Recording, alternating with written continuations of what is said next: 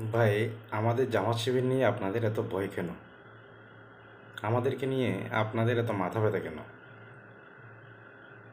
দেখলাম অনেকে আমাদেরকে ভয় পায়, আবার আমাদেরকে নিয়ে নানা তাল বাহানা করে।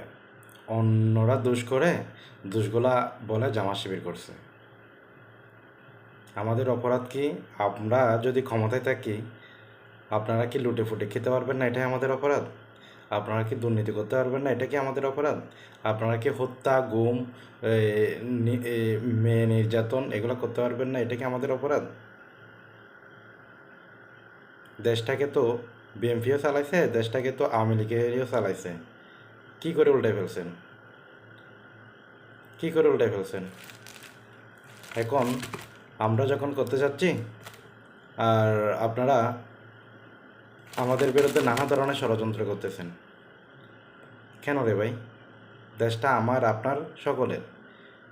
হাতে হাত রেখে সবাই সুন্দর একটা দেশ গঠন করি। এখানে আমাদের পিছনে লাগার কারণটা কি? অন্যরা মাদার ভাঙতেছে, দোষগুলো আমাদের গায়ের ওপর দিচ্ছেন। অন্যরা লুটপাট করতেছে, দোষগুলো আমাদের গায়ের ওপর দিচ্ছেন।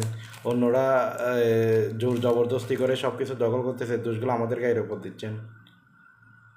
বুঝলাম না তো আমি। আমাদেরকে নিয়ে আপনাদের এত মাথা ব্যথা কেন?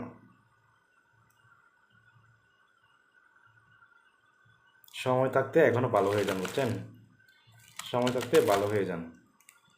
আর সুন্দর একটা দেশ গঠনের সবাই প্রতিজ্ঞা করুন। দেখছেন? কখনো কি দেখছেন আপনি এ,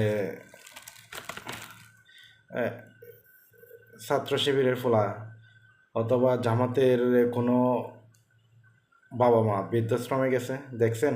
নজির আছে? জামাত শিবির আপনাদের মতো কুলাঙ্গার তৈরি করে না। জামাত শিবির তৈরি করে কীভাবে বাবা মাকে সম্মান করতে হয়, কীভাবে সমাজের সাথে বসবাস করা যায়, কীভাবে সুন্দর একটা জীবন গঠন করা যায়।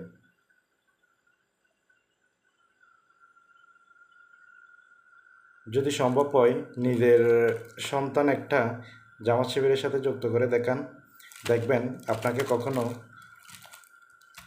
বৃদ্ধাশ্রমে যেতে হবে না। কখনো আপনাকে আপনার ভরণ পোষণের দায়িত্ব না নিয়ে একজন জামাত শিবিরের ছেলে আপনাকে ফেলে কোথাও চলে যাবে না। আমরা কি 5 ওয়াক্ত নামাজ পড়ার চেষ্টা করি, ধর্মটাকে হৃদয়ে ধারণ করার চেষ্টা করি, তারপর হচ্ছে যে আমরা দাওয়াতি কাজ করি। আমরা, এটাই কি আমাদের অপরাধ? এটার জন্য কি আপনারা কি আমাদেরকে হিংসা করেন?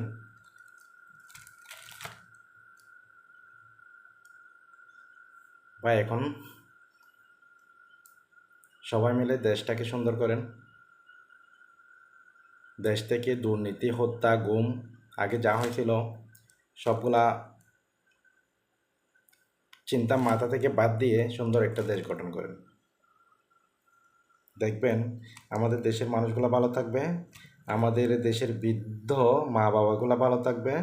ওরা অন্তত দুটা ভাত পেটে দিতে পারবে। বাংলাদেশে এখনও হাজার হাজার মানুষ খেতে না পেয়ে মারা যাচ্ছে। সুস্থ থাকার জন্য যতটুকু ওদের ভিটামিনের প্রয়োজন, ওরা ওই প্রপার খাদ্যটা ওরা পাচ্ছে না।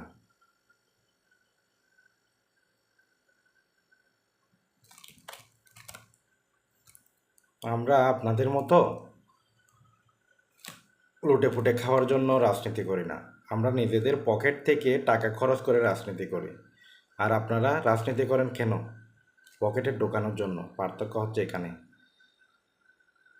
আপনারা পকেটে ঢোকানোর জন্য রাজনীতি করেন, আর আমরা নিজেদের পকেট থেকে খরচ করে রাজনীতি করি।